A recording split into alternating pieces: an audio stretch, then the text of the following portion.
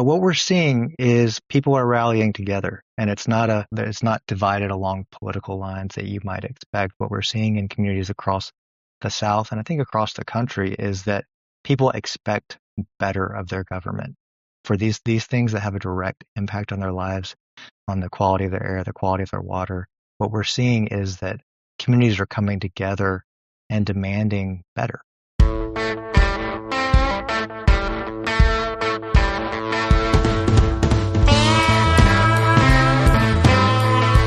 Hey there, I'm Jesse Fox Mayshark, and this is Headlights, Voices from the Progressive South.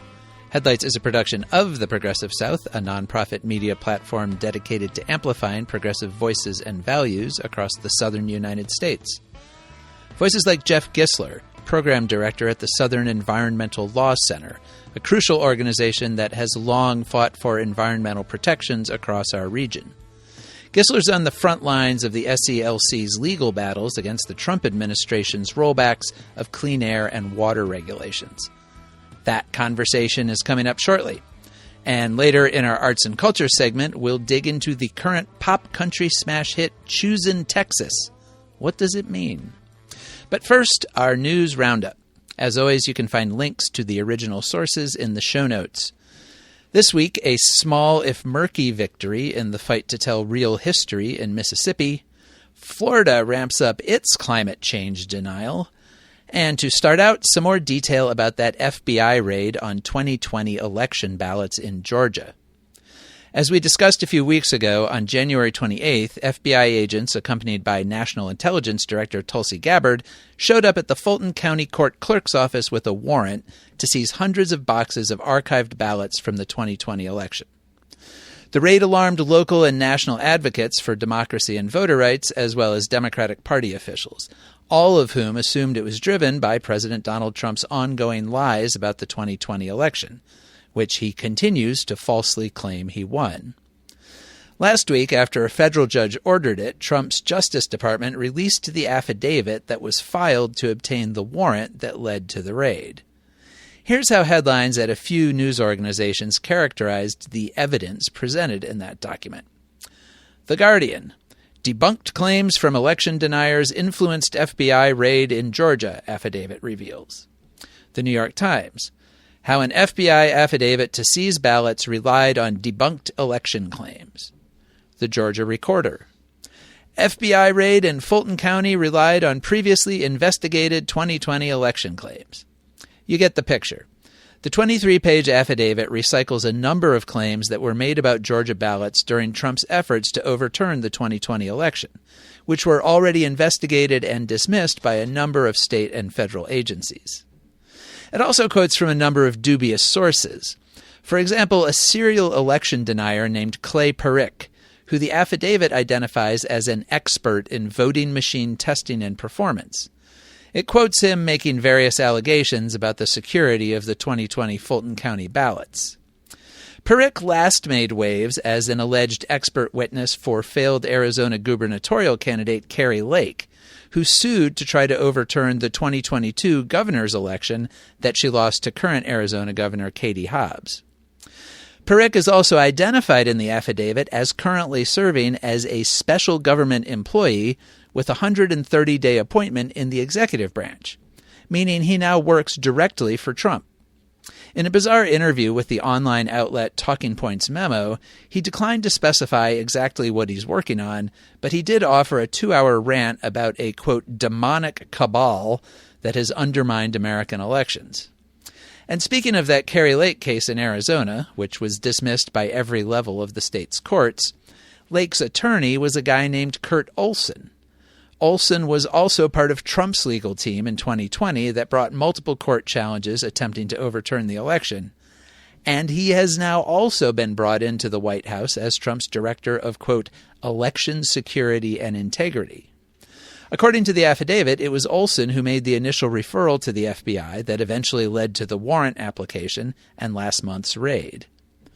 Olson is not highly regarded by actual proponents of election integrity. Christine Sun of the nonprofit States United Democracy Center, which works with state election officials across the country, told the New York Times, quote, Kurt Olson has a history of abusing his law license to spread lies about our elections. Now he's using his role in the administration and the power of the federal government to take actions fueled by those same lies. It's part of a multi-pronged approach that threatens state power over our elections," unquote. So this is where the warrant came from that led to the unprecedented seizure of hundreds of thousands of Fulton County ballots. We still don't know, of course, exactly what this crew of election deniers plans to do with those ballots, but let's say their track record is hardly reassuring.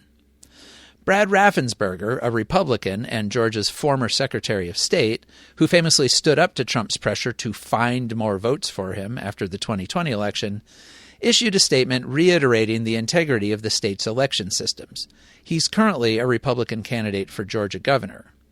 Raffensperger said, quote, "As Secretary of State, I've made Georgia the safest and most secure place to vote.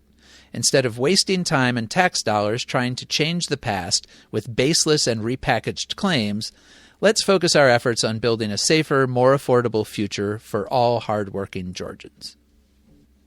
An interesting dust-up in Jackson, Mississippi last week illuminated how fraught the presentation of basic facts about U.S. history has become, especially when those facts highlight ugly racial episodes. The home of Medgar and Myrlie Evers in Jackson has been a designated national monument since 2020. The house itself is modest and unremarkable except for its history. The single-story rancher was built in 1956 as part of the first subdivision in Jackson marketed to middle-class black families. The Everses were its first owners and lived there from 1956 until 1963, when Medgar Evers, a civil rights organizer and the first Mississippi field secretary for the NAACP, was assassinated in the driveway of the house by Ku Klux Klan member Byron de la Beckwith. The murder sparked outrage and provided more fuel for the growing civil rights movement, but all-white juries refused to convict de la Beckwith in 2 consecutive trials. At his second trial, Mississippi Governor Ross Barnett, a segregationist Democrat, appeared and shook hands with de la Beckwith in the courtroom. Myrlie Evers moved to California but kept the house in Jackson as a rental property. She remained committed to civil rights and eventually became national chair of the NAACP. She also remained committed to justice for her husband's murder and did everything she could to keep the case alive. Over the decades, investigations produced evidence that the earlier trials were tainted, which led to a new trial of de la Beckwith in 1994. He was finally convicted of the killing and died in prison in 2001 at the age of 80. In the meantime, Myrlie Evers Williams, the name she was known by after she remarried, donated the house in 1993 to Tougaloo College, a historically black school in Jackson. The college invested in renovating the house and restoring it to its appearance at the time of Medgar Evers' death. It was designated a National Historic Landmark in 2017 and became a national monument in 2020 when the National Park Service acquired it. It's now a museum dedicated to the Everses and the history of the civil rights movement in Mississippi. It is staffed and open to the public, and each person who visits is typically given an information brochure. But on February 5th, Mississippi Today reporter Jerry Mitchell wrote that the brochures had been removed. He reported that unnamed Park Service officials told him the brochure was going to be updated and edited, including the removal of 2 details. It would no longer use the word racist to refer to de la Beckwith, and would minimize the description of Evers's bloodstain in the driveway. It appeared to be the latest of many revisions made to information at national parks and monuments, as officials attempt to abide by Trump's executive orders barring anything related to diversity, equity, and inclusion, which in practice seems to mean discussing racism, sexism, and other kinds of discrimination. Mitchell's story was widely circulated, and he reported that within a few hours of its publication, the brochures had been returned to their display and were again being given to visitors. The monument superintendent, Keena Graham, gave an interview to the Mississippi Free Press disputing the original Mississippi Today report, saying the brochures were never ordered to be removed. But Mitchell said that contradicted what he was told by other parks officials. For what it's worth, Jerry Mitchell has a lot of credibility as both a reporter and a defender of Evers's legacy. He wrote investigative articles in the 1980s and 90s that dug into crimes of the Civil Rights era and helped lead to the prosecutions of many members of the Klan, including Byron de la Beckwith. In any case, parks officials did confirm to the Mississippi Free Press that the brochures are scheduled for freshening up. But with the alarm sounded, maybe they'll be cautious about what they remove. Florida Governor Ron DeSantis oversees one of the states that pretty much every climate scientist agrees is most at risk from climate change. Florida's sunny latitudes and long coastlines make it vulnerable to extreme heat and drought, as well as flooding from hurricanes and rising sea levels. Fortunately, DeSantis doesn't have to think about that because he doesn't care what climate scientists say. He has instead pursued a legislative agenda against even talking about climate change, literally. In 2024, he signed a law that purged the words climate change from state regulations and removed it as a consideration in state energy policy. Now another bill is moving through the Florida legislature that would prohibit the state's cities and counties from pursuing their own climate policies. It would forbid any local government from adopting a net zero policy, meaning that the government is striving to have zero climate impact from its energy use. According to the Florida Phoenix, at least 14 local governments have committed themselves to using 100% renewable energy for their government operations. They include Tallahassee, Gainesville, Orlando, and Tampa.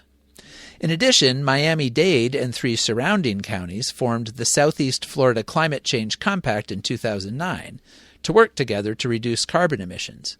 They've set a goal of net zero emissions by 2050. Republicans pushing the bill argue that such policies make the cost of living higher for residents, although they offer no evidence for that, and many of those governments have pushed for greater energy efficiency as part of emissions reduction, which actually saves them money. The bill passed out of a Florida House subcommittee on a party-line vote last Thursday, with only Republicans supporting it. As it happens, that was the same day the Trump administration's Environmental Protection Agency repealed its endangerment finding that carbon emissions pose a threat to human health. So the federal government will no longer be able to enforce climate regulations either.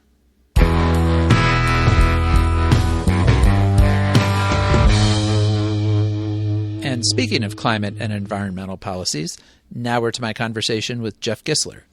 He's program director for the Southern Environmental Law Center, the largest nonprofit environmental organization in the southeastern U.S.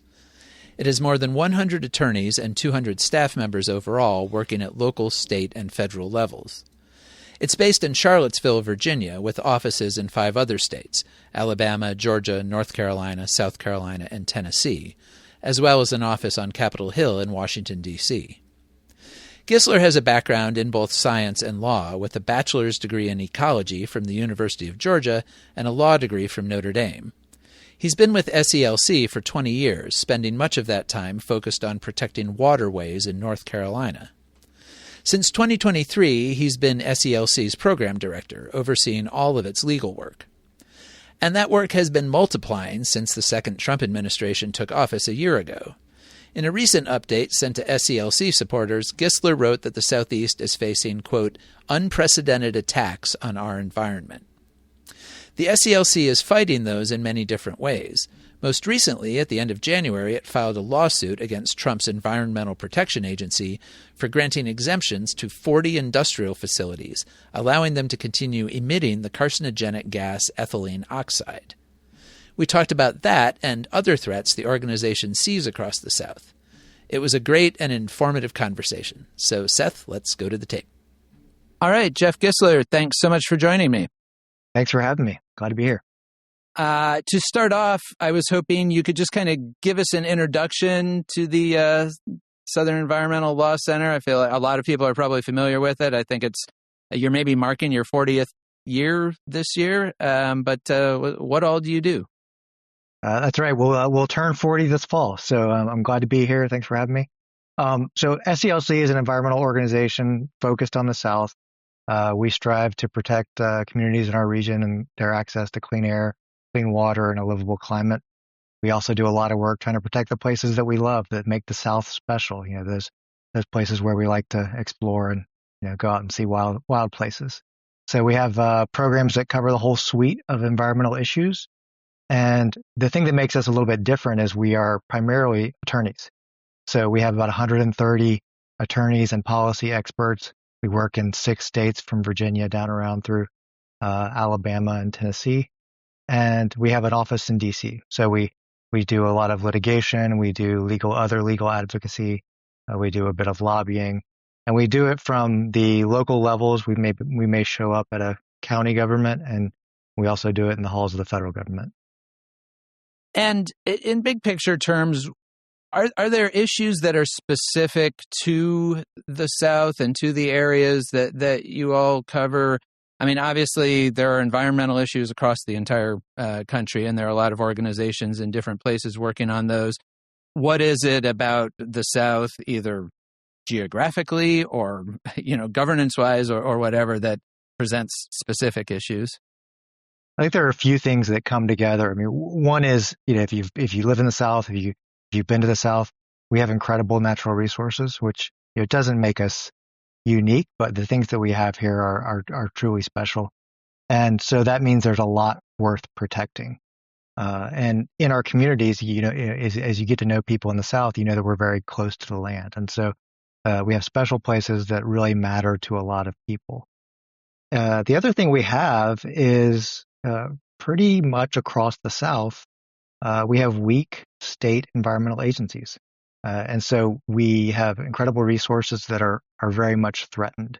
And we're a growing region, and our state agencies are often not doing their job to protect the environment that we have. And currently, the federal government is also not doing that job.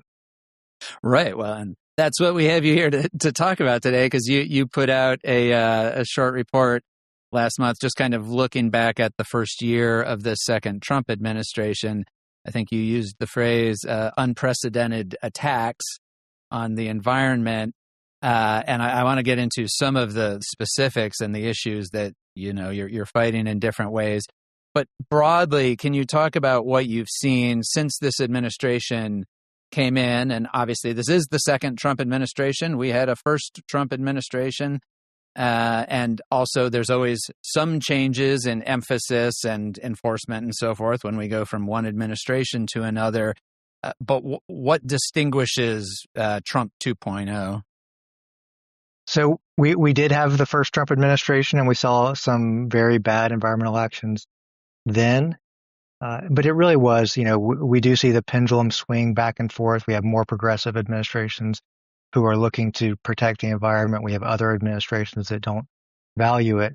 And here, if you think of that as a pendulum swinging back and forth, part of what's happened here is that they've just thrown the pendulum off the table. And so what we're seeing is not only, we're still seeing some of that same deregulatory effort, but what we're seeing here, particularly in the environmental world, is an environmental protection agency that has abandoned that mission. They have taken, from the beginning, they stated that their job was to promote artificial intelligence and jobs. And that's not their role. That's not what they are there to do. And that's not what the people of this region and this country need them to do. And so what we're seeing is not a difference in degree of environmental protection, but we're seeing a difference in kind, and where this administration is simply abandoning the very principle that the environment should be protected. Right. The protection part just has kind of gone out the window, in other words. That's right. We're seeing a major stepping away and an abandonment of that goal. So what does that look like from the specific perspective of the South and the states that you all are active in? Sure. I can give you a couple examples. One that's very close to my heart because I've done a lot of work on it, and also because it affects some of the rivers that are just near my house in North Carolina. And that is with PFAS pollution. So PFAS are sometimes called forever chemicals. They really have become well known over the last 8 to 10 years across the country. And they're chemicals that I think really represent where we are as a society. Our environmental laws have been so good that we've forgotten that we need them in some instances. And PFAS are a perfect example because you can't see them, you can't smell them, but they are in water bodies across the country. They are in our drinking water. They're in for most people in the country, they're in our blood. And they're chemicals that are toxic at very, very low levels. The Biden administration recognized this, and for the first time ever, they put in drinking water standards that require drinking water utilities to take PFAS out of their drinking water if they found it before it goes out into people's taps. They also set in motion several guidance documents under the Clean Water Act that really instructed agencies how to use their permitting authority to keep these chemicals out of our streams and rivers entirely, which is where we think the real burden should be. If companies are going to use these chemicals, if they're going to make them, they ought to stop them at the source, because that way you can control the problem with less investment and keep it from getting in our water, getting in our fish, and affecting people. What we've seen in this administration is, despite they put Robert Kennedy Jr. in at Department of Health and Homeland Security with this Make America Healthy Again movement. At EPA, they put American Chemistry Council lobbyists in charge of the decision making. And so what we're seeing is repealing some of these steps that were taken by the Biden administration on PFAS and other chemicals. And so people's water is going to be more contaminated. We're going to see fewer protections. And right now, Congress is talking about pushing through changes to the Toxic Substances Control Act that would allow chemicals to come onto the market more easily and be less regulated. And so that is one of the big ways that we're seeing the administration really pull back from the steps that had been made in the last few years in keeping our drinking water clean.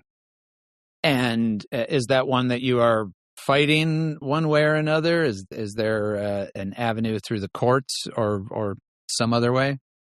We are. So we're continuing our work at the state and local level. Many of our federal laws are implemented through the states, and so we're continuing to push to have states effectively regulate their polluters.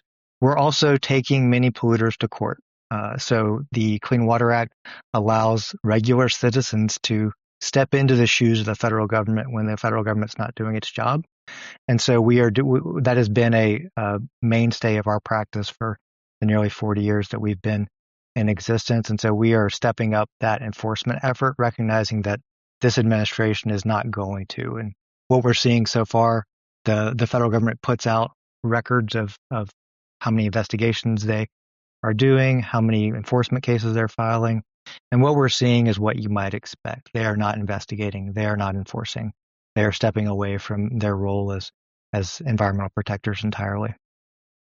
And I mean, I know there are, there are rules built in for rulemaking in these federal agencies, and they've kind of been set up to not be easy to just implement something or repeal something overnight. And you're talking about, for example, some rules that were just adopted under the Biden administration. So is the Trump administration, are they following those procedures? If they want to make changes, there's all sorts of steps they're supposed to take, and there's supposed to be public comment periods and all of this kind of thing. Are they doing those things or not really? Generally, no. One of the things that they've used more widely than any other administration that I've seen is they're often putting out what are called direct final rules. And so they're saying, we're going to do this. We're going to implement it now. And now we'll take public comment. And so they're reversing the process a little bit. And that is it's allowable under certain conditions. They're blowing right past those conditions. And in many instances, they're essentially saying, we're going to do this. You can try to stop us, recognizing that courts tend to move slowly and that they can get ahead of it. And so that's what we're seeing very often, is that when final decisions come down, we've seen this a lot with the federal funding. When it came into office, they immediately shut down a lot of funding. Litigation followed, including several cases that we have. And slowly that funding is getting restored in many ways. But by taking the action and putting off the threat of litigation or having to answer for their illegal activities, they've managed to disrupt projects and organizations that were moving forward, doing important things in communities across the country. And so they are betting on the fact that litigation can take a while. And how are corporate entities responding to this? The polluters, are they kind of taking these signals from the EPA and saying, "Great, we're just going to ignore all of that"? Well, we are seeing some of that, and I think one place you're seeing it is with the proliferation of data center proposals. We're seeing them throughout the South. The administration is fully behind data center build out, and what we're seeing is a lot of speculative investment. We're seeing companies come in and really just try to shove projects through before the public has a chance to weigh in, raise their concerns. There's very little disclosure of air and water impacts. And what we're seeing is that those are happening throughout the South, of companies coming in and just trying to force projects through.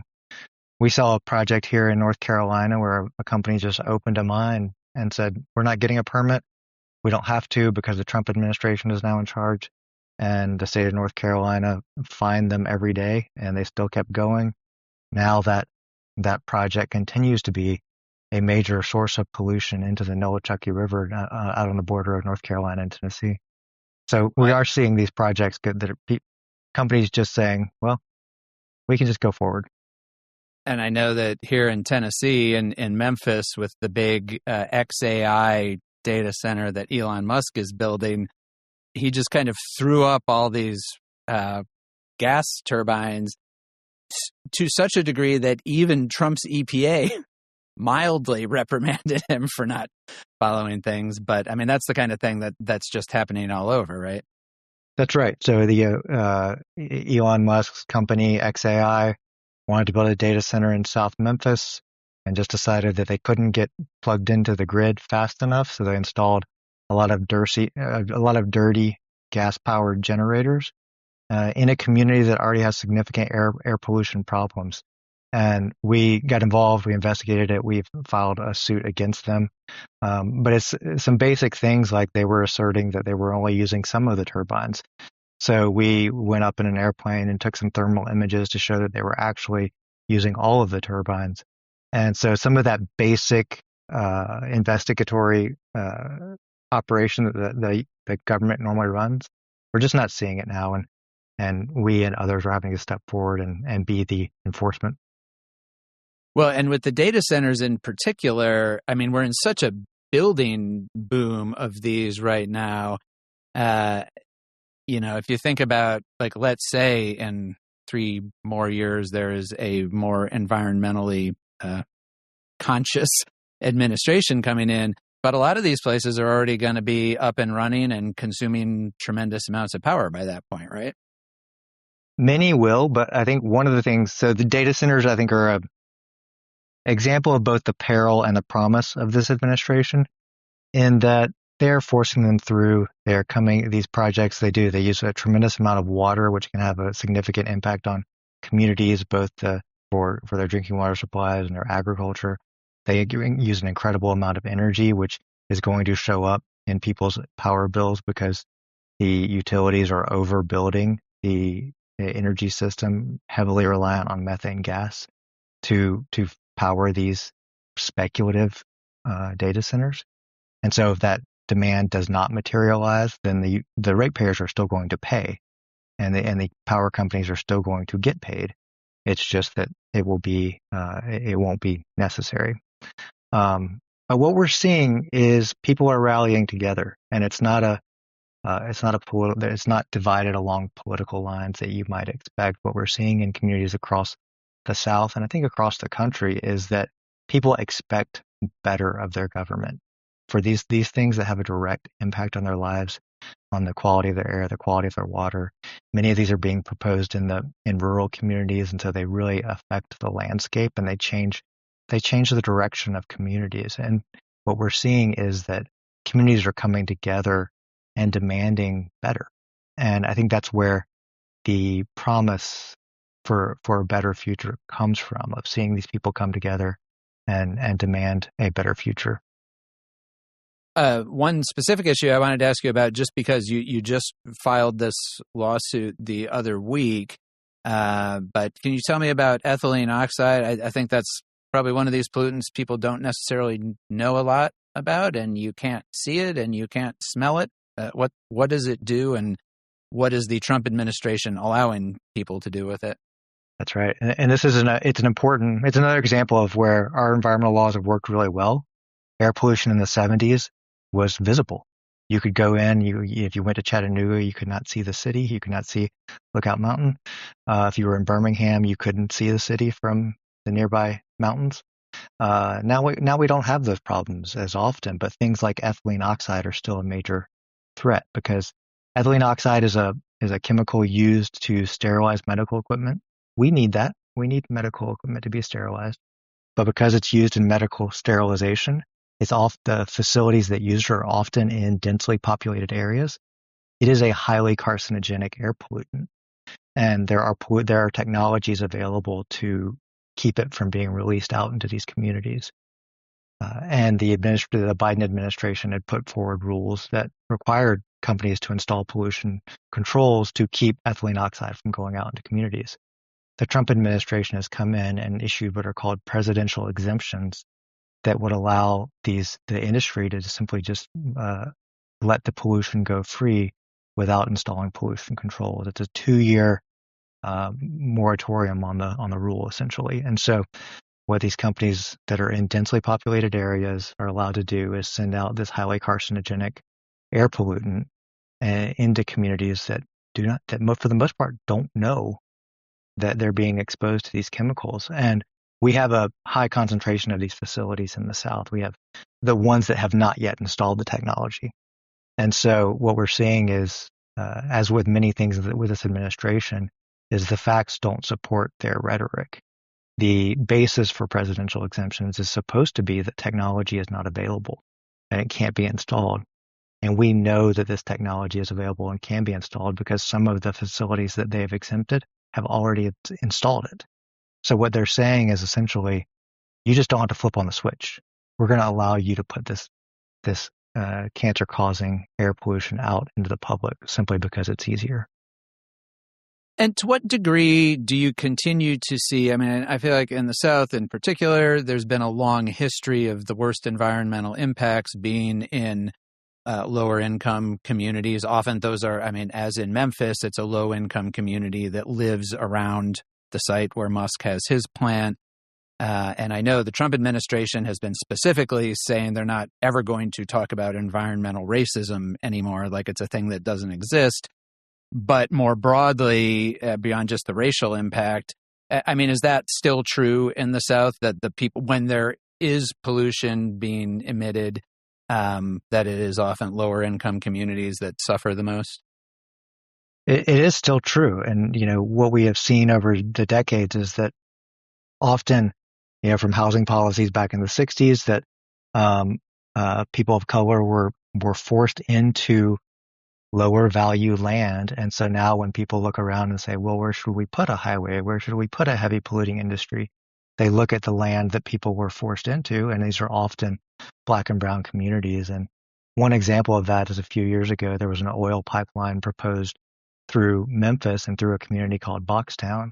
And one of the sponsors actually said that they picked it because it was the path of least resistance. And so sometimes these communities are intentionally targeted, but many times it's that their land value has been depressed because of practices and laws from our past that make it cheaper and easier to build polluting facilities in these areas.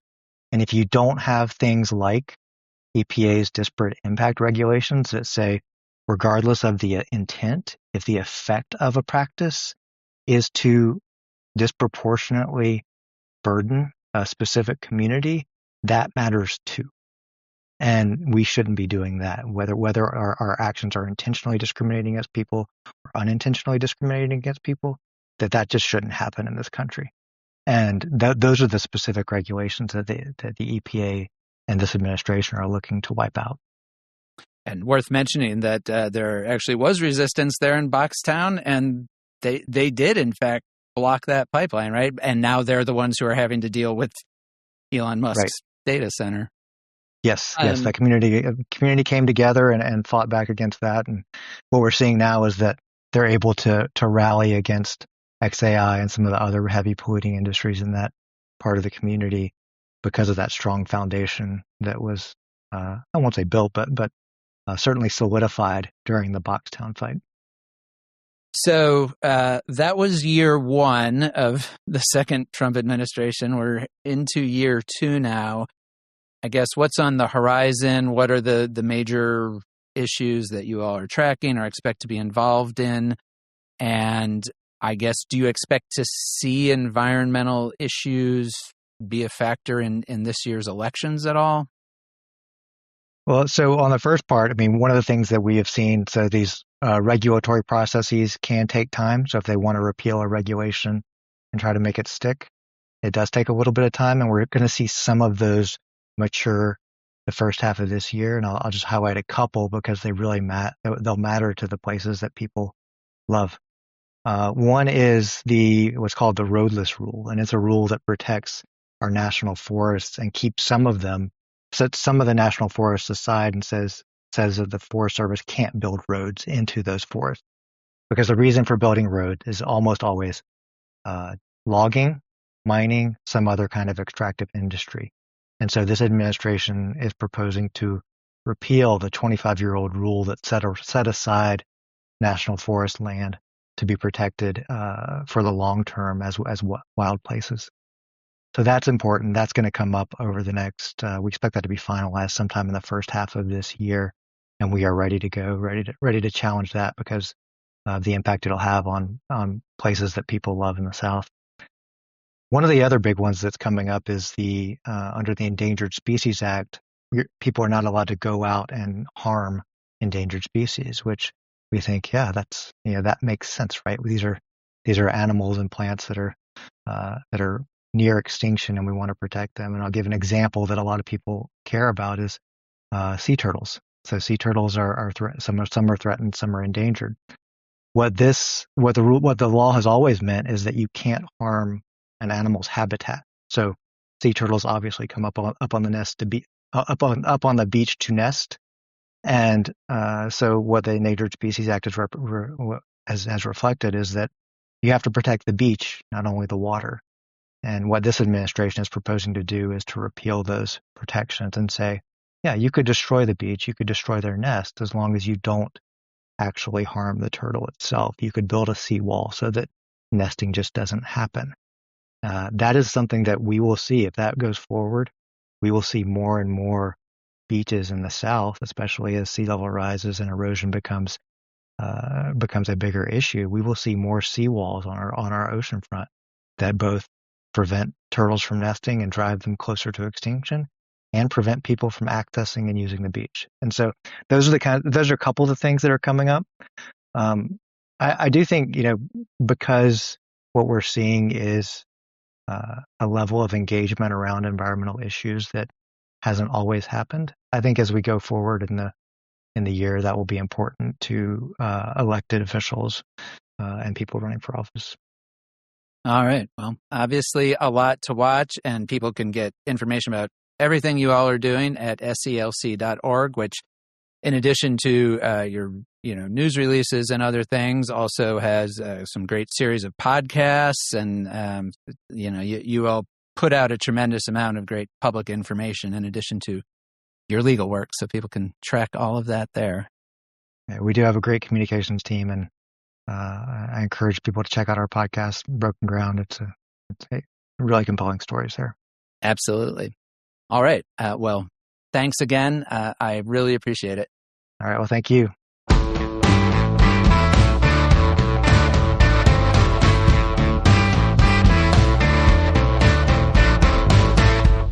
America is Choosin Texas, or choosing a song called Choosin Texas anyway. The smash hit by singer Ella Langley is currently #1 on both the Billboard pop and country charts. Only the 4th song to ever achieve that, and the first one by a female artist. Here's a little bit of it from a live performance at the Ryman Auditorium in Nashville.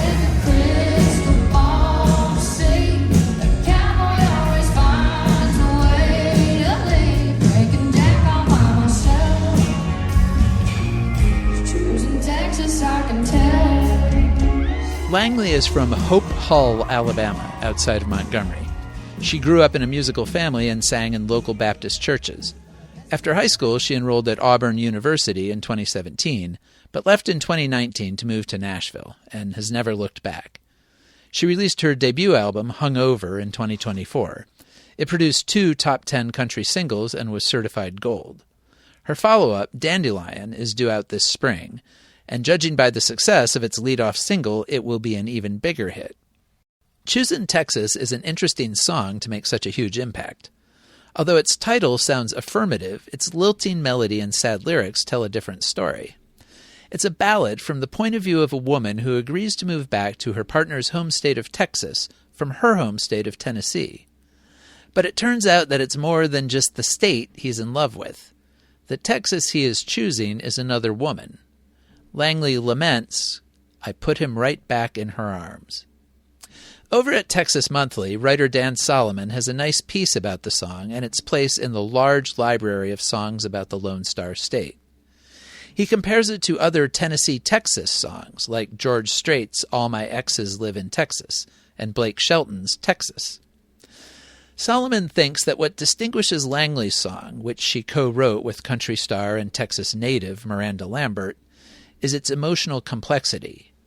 He writes, quote, "Langley has rendered a specific, precise emotion in her song, and she has applied it to this state in a manner that's equal parts inventive, surprising, and affecting. She's given us, even with the conventional imagery, a perspective on Texas that we haven't really seen or heard before.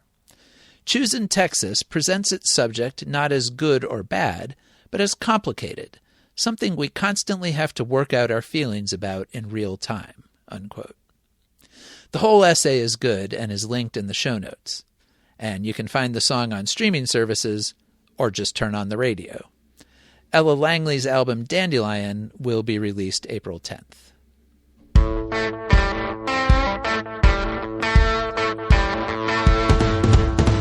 And that wraps us up for this week. Remember, The Progressive South is a nonprofit enterprise, and you can find information about supporting us on our website, theprogressivesouth.org. You can also reach out to me directly at jmayshark@theprogressivesouth.org. Thanks to our friends in Bark for our theme music, and to Lord Seth the Libertarian for his production work at Barbarian Productions.